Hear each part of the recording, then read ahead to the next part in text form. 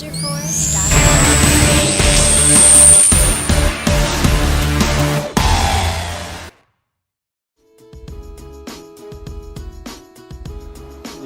бөлімінің студенттері тек өз мамандығын меңгеріп қана қоймай, сонымен қатар пәндік олимпиадаларға, конференцияларға және спорттық жарыстарға қатысып, жүлделі орындарға ие болып жүр.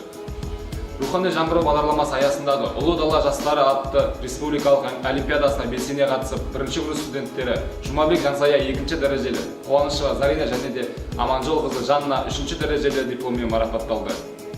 Ақмола облысының 9-шы аймақтық Дельфи ойындарының байқауында Әлімбай Ержанат, Акаев Мирас, Бекмағамбет Жангелді жүлделі бірінші орынды иеленді. Казрио.kz жас өркен республикалық интернет байқауына бірінші курс студенттері көркем жазу, болашақ Қазақстан атты өлең шығару байқауы бойынша бірінші дәрежелі дипломмен марапатталды. Туған өлке жайлы түсірілген бейнеролик номинациясымен Пермахан Нұртілеу марапатталды. Сәлем Наурыз қашықтық республикалық конкурста Жұмабек Жансая, Пермахан Нұртілеу, Тасболат Ғасырбек, Қуанышева Зарина жүлделі бірінші және екінші орындарға ие болды.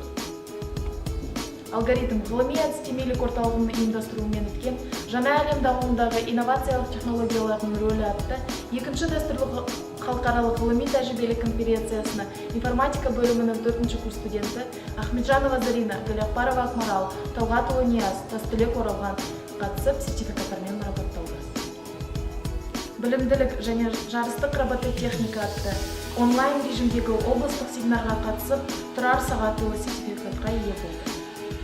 Қазақ күресінен Сұңқар универсиадасында 90 келі салмақ дәрежесінде информатика бөлімінің 3-ші курс студенті Мақанжаров Данияр 3-ші дәрежелі орынға ие болды.